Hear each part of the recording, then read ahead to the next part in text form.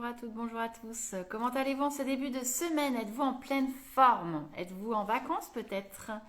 Peut-être que vous êtes en train de profiter de la plage, de la montagne, de la piscine, en train de bouquiner, d'écouter de la musique, de flâner.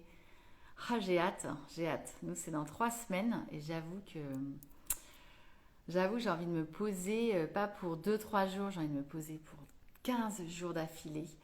J'ai acheté toute ma liste de livres, toute ma pile de livres en fait que j'avais envie de lire depuis un moment et j'ai vraiment, vraiment, vraiment hâte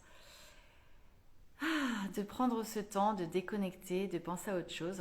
Je suis toujours un petit peu dans le rush de pas mal de choses, mais bon, je suis en train de finaliser pas mal de choses aujourd'hui et demain. Ça sera plus calme après, donc ça va être chouette. Aujourd'hui, je voulais vous parler d'un sujet, je voulais vous parler des réseaux sociaux et de la communication sur les réseaux sociaux, parce que je me disais, je me fais toujours la réflexion, je suis toujours étonnée de me rendre compte, parfois quand je reparle d'une de mes prestations, par exemple La Bulle by Happy Fizz, ou quand je reparle de mon livre, Focus et Reconnexion, qui est sorti en mars, et que les gens me disent «Ah bah non, j'ai pas vu». Et en fait, c'est marrant la perception qu'on a, moi j'ai l'impression de tout le temps en parler, un peu moins dernièrement, c'est clair, j'étais un petit peu moins présente sur les réseaux sociaux, mais j'ai quand même l'impression de tout le temps parler de la bulle by Happy Fizz pour les femmes entrepreneurs, de mes livres, etc. Et je me rends compte, à chaque fois que j'en parle, qu'on me dit «Ah bah non, j'ai pas vu». Parfois on me dit aussi «J'ai vu», heureusement, parce que sinon là je serais vraiment très très... Et en fait, j'avais échangé, je me souviens plus dans quel contexte, je crois que c'était une conférence à laquelle j'avais assisté, où avant on disait qu'en gros un message, pour qu'il soit entendu, il fallait qu'il soit répété 8 fois, je crois. 8 fois le même message. Et en fait, ça a complètement explosé sur les réseaux sociaux parce que j'avais entendu qu'il fallait entre 60 et 70 fois, il fallait répéter son message 60 à 70 fois pour qu'il soit vraiment vu. Et parce qu'il y a aussi, on est sursollicité. Enfin, je me rends compte de ça. On est sursollicité. Moi-même, j'ai du mal en fait à suivre mes réseaux sociaux. J'ai du mal à suivre les groupes dans lesquels je me suis engagée. J'ai du mal à suivre tous les programmes d'accompagnement que je suis. Entre les groupes WhatsApp, les groupes Telegram, les groupes Facebook, tous les groupes sur lesquels on est, quoi. Donc je me dis que comme pour moi c'est comme ça, pour les autres c'est pareil. Et puis effectivement, je vois pas mal d'infos passer. Je pense que les réseaux, j'y vais à peu près tous les jours. J'ai une mouche là qui m'embête. Mais clairement, oui, je lis les messages complètement en diagonale, etc. Donc moi-même, je le fais. Et donc je me suis dit, encore une fois, je me suis dit, bah non, en fait. Toi, tu as l'impression de vraiment beaucoup parler de certains sujets. Et, euh, et en fait, non, pas du tout, pas assez en fait. Et après, il y a plusieurs angles évidemment de communication à adopter pour que ce soit pas barbant pour les gens qui vous suivent assez assidûment, etc., pour qu'ils se démotivent pas.